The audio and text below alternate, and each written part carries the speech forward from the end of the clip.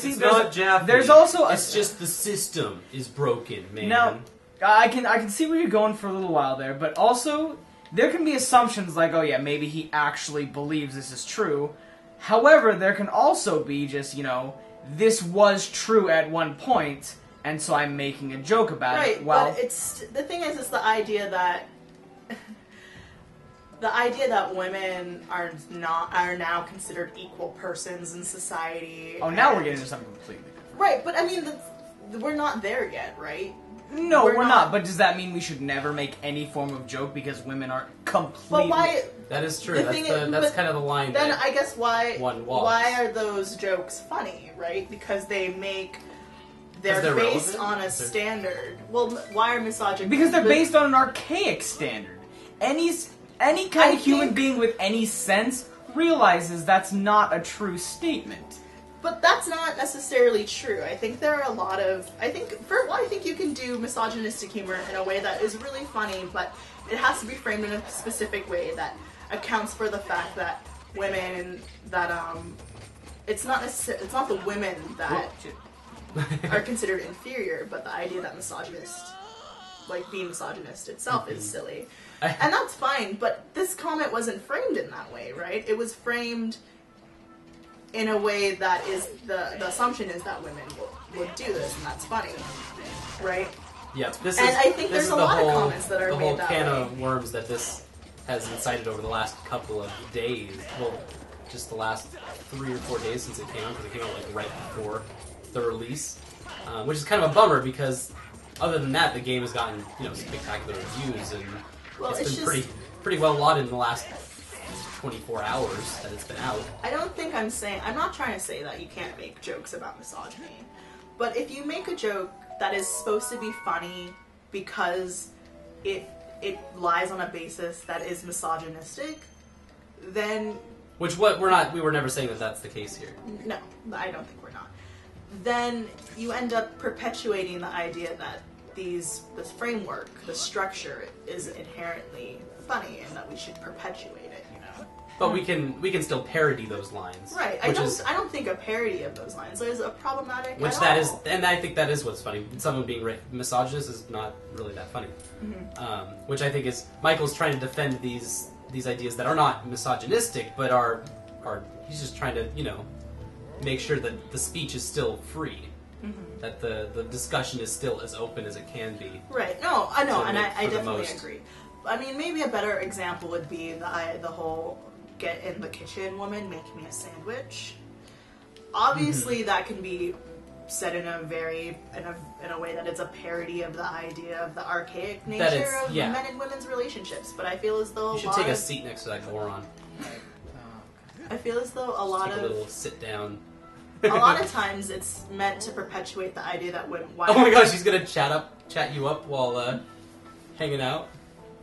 He gets to ride just a little bit. Anyway, I love this discussion, but this is also definitely stuff that has been thoroughly discussed in a lot of places, and there's just a few other questions I want to get while we ride this roller coaster. This is actually kind of everything that I did when I was like 7 and 8 was just making Connects roller coasters like this and having them, fail miserably. I really liked doing that, but I was always bummed out that I couldn't ride the roller coasters myself. Did anyone else feel that way? Yeah. I was like, wish I were riding this. Go to Disneyland and ride stuff. Are there jumps in this? Is that what's happening at the end of this coaster? Oh, probably. Because... No, what are you doing? Lean the way I lean, god damn it. Anyway, I've actually got some other completely different areas of questions. So this is something that came up yesterday when I was actually researching a little bit into oh god, female programmers for something completely different from this, but still relatable. Mm-hmm. But what do you think about games made by women as a way for getting more women into gaming? There seems to be a trend where, since there's like this kind of kickback where women are feeling more secluded from being like hired in games, which is suck. And there's a lot of back and forth about this, but it's something that's kind of hush hush in the industry because all problems in the gaming industry are hush hush. Mm-hmm. Yeah, it tends to be a pretty. I'm not going to admit that there's a problem. Because I'm making video games, and for some reason that makes me. That's a totally different thing, but because of that, the kickback, especially in the indie revolution kind of side of things, is that. Oh wow, that sure learns you quick that you better lean the right way, or you have to. No, darn. You go in circles now. See? Well, yeah, I overleaned. Right now, it doesn't hurt you. It just takes some time, but later. That's the later. That's exactly. Thank you. That was some good teaching right there. Teaching by doing. What? But there are groups that are now entirely women making games. Yeah, well, I mean, I feel as though if just like and the idea is that if women are making games, they can make games that are completely different from ones that men make because they're women and because they come from a different mindset. Well, I think there's definitely an argument to be made that there's inherently two different cultures of a men's standard and a women's standard. Now, maybe the end goal is that there's not, but I think there's that the genders often operate in two different spheres, whether they want to or not, because there's just, I think, a lot of restriction for women still.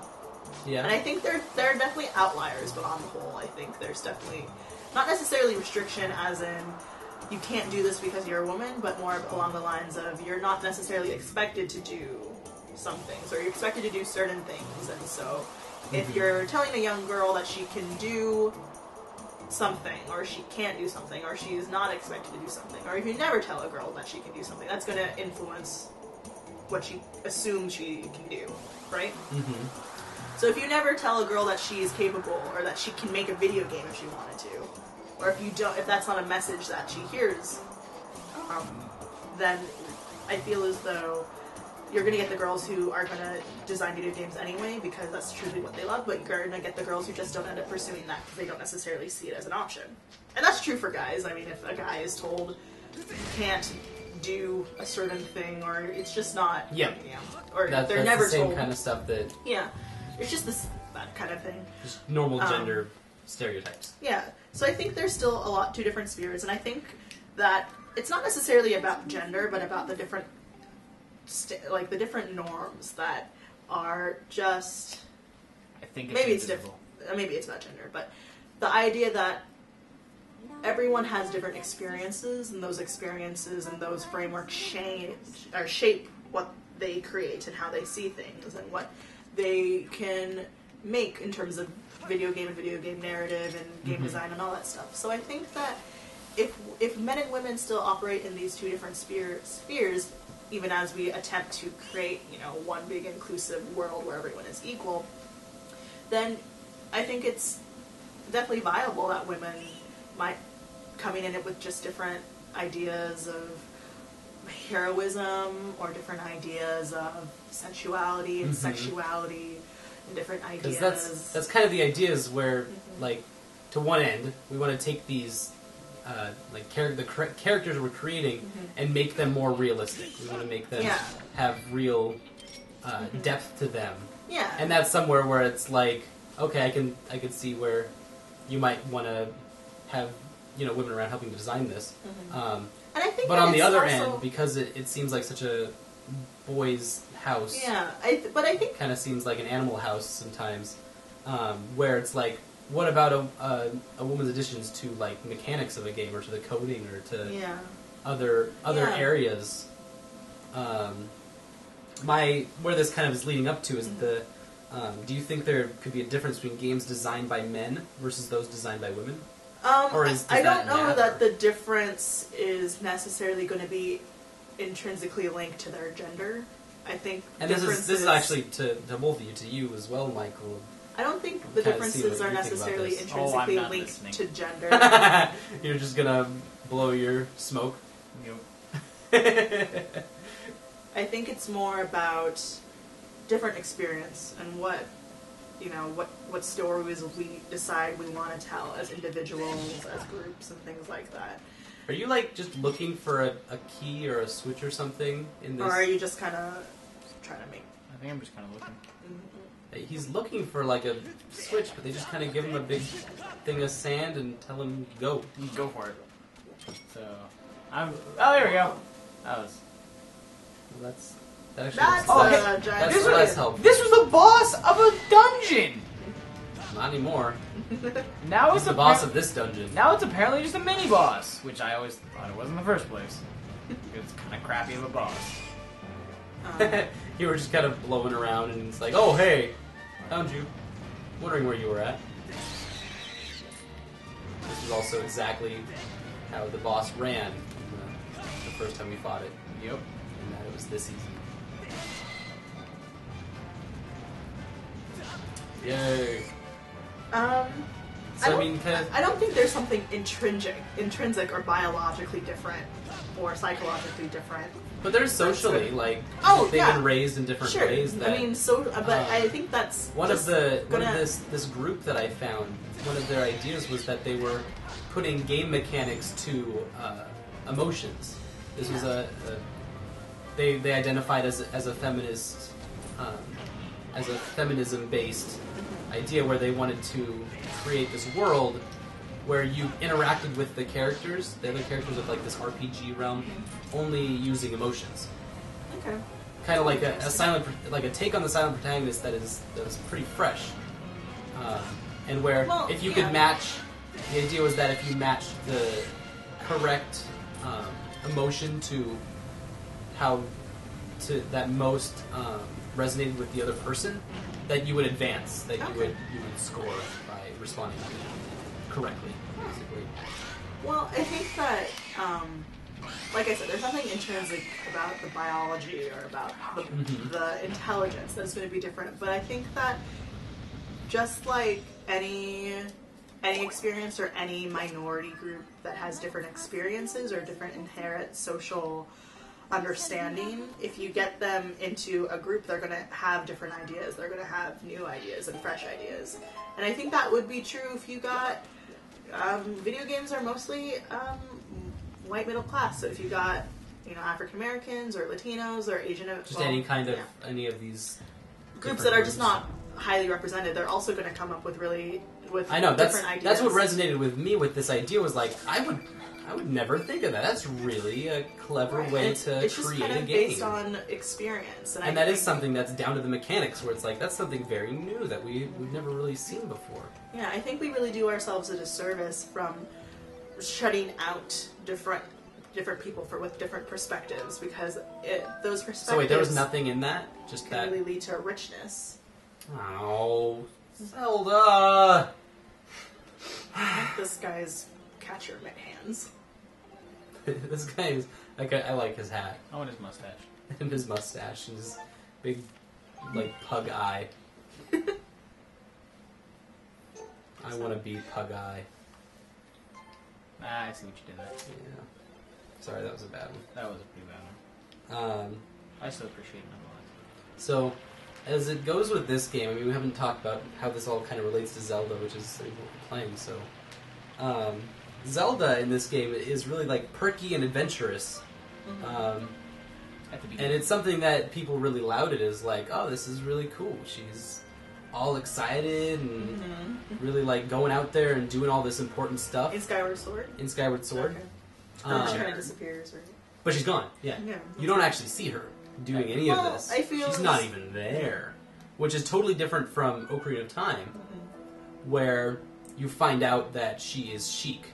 She is the person who has been going out and doing all this, really in-your-face stuff to help you with your adventure. And she's been, undercover as this total ninja this whole time. And she's really had this very comparable dynamic, as opposed to this game where she's just, not there. Yeah. Well, I love the Ocarina of Time thing. I'm really into that sort of characters, but I think it's also really interesting that the whole idea of chic is you're reliant on the idea that adventurers and someone who adventures in that sort of way is going to be male, and so when it's revealed to be Zelda, it's kind of an interesting twist because she's doing all this stuff under the guide of Impa, another woman, who was usually considered like the princess's like handmaiden, who just also happens to kick a whole bunch of ass, and that resonated in most of the Zelda universe. And I think that really speaks to the idea of the adventurer and the kind of the ooh, a door. Nice. The story of transitioning into manhood, which is what Zelda is essentially all about, or what Link is all about. We really get that in this game because, meanwhile, while Zelda's doing all this important stuff, or seemingly important, we don't really know what her effect is in all of this. But she's seemingly doing all this important stuff, and most of all, she's not captured by some evil force and put into a cage for forever, just waiting. But meanwhile, you have all of these other characters who, even though they don't know where she is, they're vying for her attention. Between Link and Groose, you have this like kind of love triangle thing going, which is bizarre, but it's different from the other Zelda games where that's not a pronounced thing. Yeah. There's always some also, subtext. But this is like in your face now. Whereas it was just emotionless before. And that's really the most important thing. Not important, but most interesting part of this part of the Zelda universe has been that there's a love triangle. As simple as that. I mean, it's kind of sad that that's something that's just so rare in games, but it's a common trope. Well, no, I think love triangles are pretty common in games. I think in Zelda, they really kept these two pretty asexual for a really long time. Well, I think Link just kind of... Link really speaks to the whole... Well, he doesn't speak. Except in this game, where he just won't shut up. Zelda! Zelda! Excuse me, princess. What the fuck is that from, anyways? That's from the Zelda the TV show. Animated show that was awful. Oh, right, they did that. No, they didn't. Oh, it was almost as bad as the Mario Brothers show. I think Link really embodies the whole Western idea of heroism, the idea that you're supposed to go on an adventure and do something really great and, you know... Blaze trails. Blaze trails and fight people and kill bad guys and things like that. This is legit. And that's what it means to be a hero. We are totally doing this whole time thing right now. Sorry, guys. So if you run by them, they're just they'll just die. Oh. Whoa! Or they'll chase you and really like. They're like, we don't want to turn to dust. I'm out of here. But that's where you need. Okay. Oh, I think I really want him. Ow! I am pirate orc with a sword that is electric and... What is this thing? This is... Dead. There's so many things going on with this enemy at once. Dead is what it is, you hear me? That is what it is. Anyway. So yeah, one of the things is like, what do female characters have towards women in games? Is that really something that is effective in getting women involved in games? Like female characters in games? Well, I think that... Because there's like, FemShep has done a lot for... I just think that if you portray... all your female characters are these highly bosomed sex drones without any personality. Is that actually, like, does that hinder? I think that I'm usually bothered. Like, I'm usually bummed out that there are no interesting lady characters for me to play or that I can relate to. And when they do that same thing with the male characters, it just doesn't have the same effect. I think that there's just so many male characters that it's not a problem. Yeah. And that there are so few female characters. I mean, there's just so much. There's a lot of diversity when it comes to male characters, and I think that's great. You just don't get that diversity with female characters, and when you do get a female character, if she is portrayed as kind of you know, one-dimensional. If she's portrayed in a particular way that is supposed to be about making the lead male happy and are sexually satisfied, or they're just to be sexually suggestive for the men who play the game, then I think that you're really doing clever. I like this. You're really doing a disservice to the potential women who could play the game, because then you're not. Or you can be anime and just have it all women, so that it's just for the viewer. Yeah. The viewer is the main character of the show. Well, you just That's a jail cell. Does that not be a jail cell when you? No, it's still a jail cell. No, it's still a jail cell. Okay. Can you chop it down? You just have to get. I don't think so. Or maybe I can when it's all rusted. Yeah, that's probably good. Rusted. I don't know, like That's around the other side. Yeah, I need to go over here. Oh, Yep. there you go. Sweet. So. But it's in the past. It's just, I think Lego. there's just an In the assumption future. that women's stories or women's characters are not as inherently important as their male counterparts, or their stories aren't inherently as interesting, and so Then you have the BioWare games where they're exactly as important. right, which is great. Oh, don't you dare eat that. I think what you end up doing is that you just end up not making stories that would compel female players, because then Oh yeah. they're catered to a very specific ideology, one of machismo, one of heroics that is gendered in a specific way, and that is expected of men, or that it's expected that men are alike. And while I think there's value, women can find value in those games, I think that it's kind of insulting to them that they can't find, And that you well, don't find their stories The or their bigger characters loss interesting. is not even to like women, but I mean that's a loss that everyone has to Right, take. no, it's a loss for everyone, because then Dang it. you're really restricting how the games that people can play, and the characters that they can be, and the adventures that they can go on, and the experiences that they can have. My adventure. You know?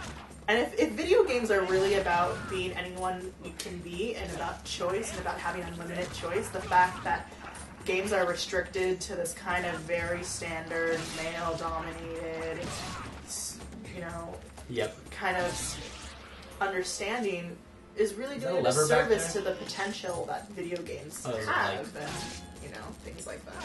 Yep. So, I would agree with that. I don't think I can't think of anything to disagree with that on. Oh, that's a different one. and I think it's important that, Wow, it really wants it. They like just want to eat it. will they end up eating it? I haven't I realized that. don't Throw want it at him. No. Because I don't have to go back. AKA, I will die. I will just die. I understand. But I feel as Thank though You made it. if You you made it. frame Did I really, though? I don't know. I hope you did. Whoa, whoa. You have to go around, probably to some kind of, Oh, that's fun. probably to some kind of lever. What does this do? Oh, puts up bars, and it... Okay. Oh, there's a box. Got it. That's not too bad. My... Well, we're coming close to the end of this area. Thank you, Cyndy, for being such a great interviewee and helping us through a lot of this. No, this is actually probably a really dry and uneventful area in the Zelda game. I mean, I guess it's a desert, so whatever. But thank you so much, and I've got a little bit more I want to hopefully add to this. Cyndy has just been amazing help with kind of unraveling a lot of the things that I've been really struggling with. And in that league, I've kind of put together what I feel is like a manifesto of sorts. Just to help other people who may be also struggling with what they can do to help out. And so if you'd indulge me, I've actually would like to make my spiel, basically. Here goes. My fellow gamers, we have a chronic problem on our hands. Women are not being allowed safe access to our gaming communities. A small minority has put it upon themselves to blaspheme women to the point to where they are often uncomfortable playing games, and many have become complacent with the harassment around them. If you truly love games, then you can understand why this cannot stand. To marginalize women is to betray your own soul, the soul that wants to play with others, allow others to play, to grow together, to compete together, and to become wise. Only the backwards and stupid would make fun of another human being based on something as trivial as gender. I have to be honest, I am pissed. And you should be too. Our industry and our community has allowed way too much power to fall into the hands of a small group of, honestly, fools who, it's up to us to stop the hate. Sometimes that means shaking those who you love. Once in a while, a problematic story comes up from a geek source, and I'll give a couple of different examples that kind of hit the wide range of spectrum that we're dealing with. One such as the Oatmeal's take on girl gamers, who, when he recently published a comic about it. Penny Arcade's depiction of rape with the Dick Wolves controversy. Or even, very recently, Gearbox's girlfriend mode. They are humans, like the rest of us. Some, like the Oatmeal, will apologize in appropriate and even financial ways. Others, like Penny Arcade, may bitch and moan about their rights being bothered while still maintaining a solid stance on misogyny, and their more simple fans will take up arms behind it. Sometimes our friends, like Mike, make mistakes, and that's why it's up to us to make sure their mistakes don't affect the larger community. Clear communication is the key for the larger group understanding, and that is why I've created this call to action. So to put it very easily and simply, I want to address this situation from both sides. First off, for the sisters out there, you need to fight for your right. Get on the mic. If a grown man is picking on you, you have every right to fight back, no matter what game you are playing. If you're being harassed by a teammate or by an opponent, you are in the right and you will have the majority behind you. Use reporting systems and make sure repeat offenders get the retribution they deserve, either through a game's built-in system or through the web by getting in contact with those, like all of the previously mentioned blogs that Cyndy and I have been hopefully very helpful in supplying. Most importantly, don't stop playing. If someone is taking your fun from you, you take that power back. Use the game's systems against them. A lot of people, like Xbox, has been fantastic at recently supplying more tools. And these are tools that should be used often to really take back games for our community. And for the brothers out there, every fellow gamer is important. In the last hour and a half, this is what I've tried to make blatantly clear. The power is equally shared between everyone. Your role is really very easy, as 9 times out of 10, you're a bystander. Make sure you are not a passive bystander. There's a difference between a passive and an active bystander, and you need to be active, because all that it takes to perpetuate this violence is your passivity. If you don't like how another player is being treated, tell someone, report it, get it on record. You can record these things and put them places for people to find. You can record it in maybe even in the way that I record things over these Let's Plays. If this is the 10th time and you're actually being an offender, then apologize. Make amends quick. You have every right to be able to turn this around and say, hey, you know what? I got a little heated there. That was my fault. I did not mean to say those things.